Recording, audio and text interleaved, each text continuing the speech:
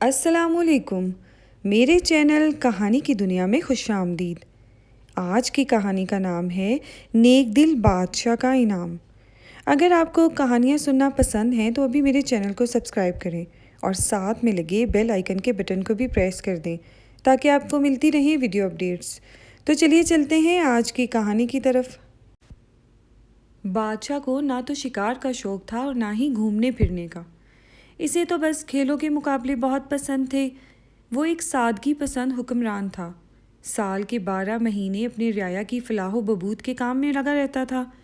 اس کے وزیر بھی بہت عقل مند اور وفادار تھے۔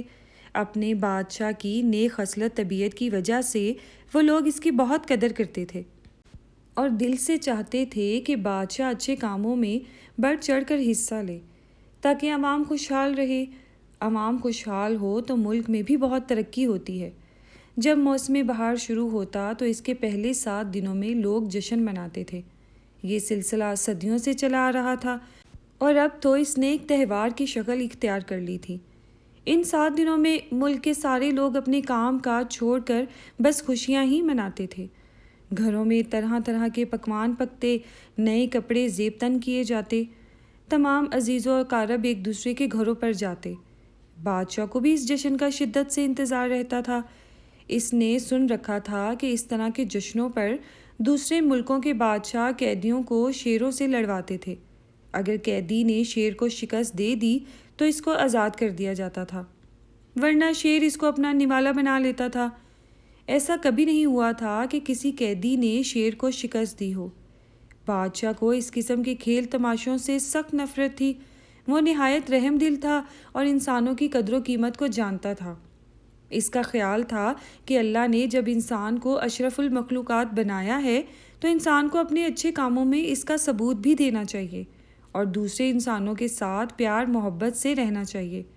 اس جشن کا بادشاہ اس لیے انتظار کرتا تھا کہ اس کے دوران محل کے سامنے ایک بہت بڑے میدان میں کھیلوں کے مقابلے ہوتے تھے، جن میں لمبی چھلانگ لگانے کے، تیر اندازی، نیزہ بازی، تلوار بازی اور پہلوانوں کی کشتیاں اور دوڑوں کے مقابلے ہوا کرتے تھے۔ ان مقابلوں میں ملک بھر سے نوجوان شرکت کرتے تھے۔ بادشاہ کو دوڑوں کے مقابلے بہت اچھے لگتے تھے۔ وہ ان کو زیادہ دلچسپی سے دیکھا کرتا تھا۔ اس کو پتہ تھا کہ دوڑنا صحت کے لیے بہت اچھا ہوتا ہے، اس لیے صرف کھلاڑیوں کو ہی نہیں بلکہ عام لوگوں کو بھی روزمرہ کی زندگی میں باقاعدگی سے دوڑتے بھاگتے رہنا چاہیے۔ اسی شہر میں ایک بڑھئی بھی تھا۔ اس کا بیٹا گلفام ہر سال دوڑوں کے مقابلے میں حصہ لیتا تھا اور اول آیا کرتا تھا۔ وہ نہایت خوبصورت اور اچھے اخلاق کا نوجوان تھا۔ اس دفعہ بھی ان مقابلوں میں حصہ لے رہا تھا۔ چونکہ وہ ہر سال ان مقابلوں میں شرکت کے لیے آیا کرتا تھا، اس لیے بادشاہ اسے پہچاننے لگا تھا۔ اس کے دوڑنے کا انداز بادشاہ کو بہت بھاتا تھا۔ وہ جب دوڑتا تھا تو یہ گمان ہوتا تھا جیسے کوئی شیر یا چیتا بغیر آواز نکالے رفتاری سے بھاگ رہا ہے۔ دوڑ کے مقابلے میں حالانکہ بہت سے نوجوان شرکت کر رہے تھے، مگر بادشاہ کو امید تھی کہ گلفام پالا مار لے گا اور انعام جیت لے گا۔ خدا خدا کر کے کھیلوں کے مقابلے کا دن آیا اور تھوڑی دیر کے بعد ہی دوڑ شروع ہو گئی۔ دوڑ میں شرکت کرنے والے سارے نوجوان بڑے پرجوش تھے۔ ہر نوجوان کو یہی امید تھی کہ وہ مقابلہ ہی جیتے گا۔ ان نوجوان کی اکثریت کا تعلق امیر گھرانوں سے تھا۔ وہ گلفام سے الگ تھلگ کھڑے ایک دوسرے سے باتوں میں مصروف تھے۔ گلفام کو وہ منہ ہی نہیں لگا رہے تھے کیونکہ انہیں پتہ تھا کہ وہ ایک معمولی بڑھئی کا بیٹا ہے۔ ان کی یہ سوچ بہت بری تھی۔ تمام انسان برابر ہوتے ہیں، امیر غریب ہونے سے کوئی فرق نہیں پڑتا۔ اس سے پہلے دوڑ میں اول آنے والے کو ایک ہی شاہی تمغہ ملا کرتا تھا۔ اس دفعہ سے بادشاہ نے فیصلہ کیا کہ اب اس تمغے کے ساتھ 1000 اشرفیاں بھی انعام میں دی جائیں گی۔ اس اعلان نے کھلاڑیوں کا جوش و خروش اور بھی بڑھا دیا تھا۔ دوڑ اس میدان سے شروع ہوتی تھی اور کھلاڑیوں کو تقریباً 3 کوس کی پختہ راہ گزر پر دوڑنا پڑتا تھا۔ اس پکے راستے کی گولائی کی شکل پر بنوایا گیا تھا۔ اس راہ گزر کے راستے میں ایک دریا بھی آتا تھا اور یہ دریا کے ساتھ ساتھ چلتی ہوئی گھوم کر بادشاہ کے محل کے قریب سے ہوتی ہوئی اس میدان پر اختتام پذیر ہو جاتی تھی۔ دوڑ شروع ہونے والی ہی تھی۔ پنڈال میں بادشاہ کے ساتھ ملکہ اور شہزادی بھی موجود تھی۔ ملکہ کو تو ان چیزوں میں کوئی دلچسپی نہیں تھی، وہ تو اس شاہی فرمان کی وجہ سے مجبور تھی، جس کے مطابق ملکہ کے لیے لازم تھا کہ وہ عوامی تقریبات میں بادشاہ کے ساتھ شریک ہو۔ البتہ شہزادی لمبی چھلانگوں اور تیر اندازی کے مقابلے شوق سے دیکھتی تھی۔ نکارے پر پہلی ضرب لگی، دوڑنے والے تیار ہو گئے۔ ان کی تعداد 10 تھی، دوسری ضرب پر وہ مزید تیار ہو گئے اور تیسری ضرب کی آواز کانوں میں پڑتے ہی سب دوڑ پڑے۔ تماشائیوں کی ایک بڑی تعداد وہاں موجود تھی اور سب لوگ شور مچا مچا کر دوڑنے والوں کی حوصلہ افزائی کر رہے تھے۔ میدان سے چند سو گز کی دوری پر ایک موڑ تھا۔ لمحہ بھر میں سارے دوڑنے والے نوجوان موڑ کاٹ کر نظروں سے اوجھل ہو گئے۔ اب بادشاہ سمیت تمام تماشائیوں کو ان کی واپسی کا انتظار تھا کہ کب وہ گھوم کر واپس آئیں اور یہ پتہ چل سکے کہ اول آنے والا کون ہے۔ ان دوڑ لگانے والوں کے پیچھے 2 گھڑ سوار بھی تھے جو ان لوگوں کی نگرانی پر مامور تھے۔ بادشاہ نے ملکہ سے پوچھا، ملکہ آپ کے خیال میں اس دوڑ میں کون جیتے گا؟ ملکہ نے بڑی سادگی سے کہا، جو اول آئے گا۔ ملکہ کے اس جواب پر بادشاہ کا ہنستے ہنستے برا حال ہو گیا۔ شہزادی بھی بیٹھی مسکرا رہی تھی۔ کافی انتظار کے بعد میدان کے اس حصے سے دھول سی اڑتی دکھائی دی جہاں سے دوڑنے والے واپس آ رہے تھے۔ بادشاہ پہلو بدل کر اس طرف نظریں جما کر بیٹھ گیا۔ سب سے آگے نیلے کپڑوں میں ملبوس ایک نوجوان تھا۔ گلفام نے تو سیاہ رنگ کا لباس زیب تن کیا ہوا تھا۔ بادشاہ کو مایوسی ہوئی۔ تھوڑی دیر بعد دوڑ ختم ہو گئی مگر بادشاہ کو گلفام نظر نہیں آیا۔ وہ ان میں تھا ہی نہیں۔ تماشائیوں نے جیتنے والے نوجوان کو شاباش دینے کے لیے تالیاں بجا بجا کر آسمان سر پر اٹھا لیا تھا۔ بادشاہ کی نظریں گلفام کو ڈھونڈ رہی تھی۔ جب اسے اس بات کا یقین ہو گیا کہ گلفام ان نوجوانوں میں موجود نہیں ہے تو اس نے برابر میں بیٹھے ہوئے اپنے وزیر سے کہا، وزیر باد ابدیر، ہمیں وہ نوجوان نظر نہیں آ رہا جو گزشتہ کئی سالوں سے ان دوڑوں میں اول آ رہا ہے۔ وہ کہاں رہ گیا ہے؟ ذرا معلوم تو کیجیے۔ وزیر نے اسی وقت دونوں گھوڑ سواروں کو طلب کر لیا اور گلفام کی بابت معلوم کی۔ اس گھڑ سوار نے ہاتھ باندھ کر کہا، جناب ہم ان دوڑنے والوں کے پیچھے پیچھے جا رہے تھے۔ موڑ کاٹتے ہی دریا شروع ہو گیا تھا۔ ابھی ہم دریا کے ساتھ ساتھ کچھ دور ہی گئے تھے کہ ہم نے دریا کے کنارے کھڑی ایک عورت کو چیختے چلاتے ہوئے دیکھا۔ اس کا کم سن بیٹا دریا میں گر پڑا تھا اور ڈبکیاں کھا رہا تھا۔ اس کی چیخوں کی آواز سن کر ان نوجوانوں میں وہ نوجوان جو سب سے آگے تھا وہ رک گیا اور پھر جلدی سے اس عورت کے پاس پہنچا۔ اس ڈوبتے ہوئے بچے کو ان سب نے دیکھا تھا مگر کسی نے بھی رک کر اس عورت کی مدد کرنے کی زحمت گوارا نہیں کی۔ انہیں یہ خدشہ تھا کہ اگر وہ رکے تو مقابلے میں ہار جائیں گے۔ گھڑ سوار نگران یہ بات سن کر بادشاہ کے چہرے پر غم و غصے کا اثار نمودار ہو گیا۔ وہ تمام نوجوانوں جنہوں نے اس دوڑ میں حصہ لیا تھا شرمندگی سے سر جھکائے کھڑے تھے۔ بادشاہ نے ایک قہر آلود نظر ان پر ڈالی اور بولا، ہمیں یہ سن کر سخت افسوس ہوا ہے، ایک انسانی زندگی کے مقابلے میں اس دوڑ کے مقابلے میں کیا حیثیت تھی؟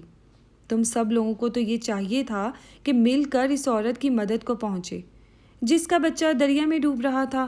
ہم اس مقابلے کو منسوخ کرتے ہیں کیونکہ اس کا ایک کھلاڑی اس میں شرکت نہیں کر سکا تھا، جبکہ قانون یہ کہتا ہے کہ دوڑنے والوں کی تعداد 10 ہونا چاہیے، نہ ایک کم نہ ایک زیادہ۔ یہ سن کر جیتنے والے نوجوان کا چہرہ لٹک گیا۔ اسے تو انعام ملنے کا پورا یقین ہو گیا تھا۔ وہ حالانکہ ایک امیر کبیر سوداگر کا بیٹا تھا مگر اس کے باوجود اس کو انعام نہ ملنے کا افسوس ہو رہا تھا۔ بادشاہ نے مزید کہا، اب یہی مقابلہ کل دوبارہ ہوگا جب دوڑنے والوں کی تعداد پوری ہو جائے گی۔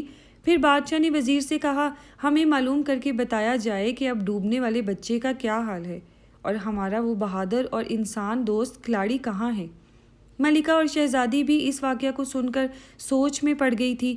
انہیں ڈوبنے والے بچے کی فکر ہو رہی تھی۔ وہ دونوں اس نوجوان پر بھی بہت آفرین بھیج رہی تھی جس نے دوڑ کے مقابلے سے تو دستبرداری کا فیصلہ کر لیا تھا مگر ایک مصیبت زدہ ماں اور اس کے بچے کی مدد کو پہنچ گیا تھا۔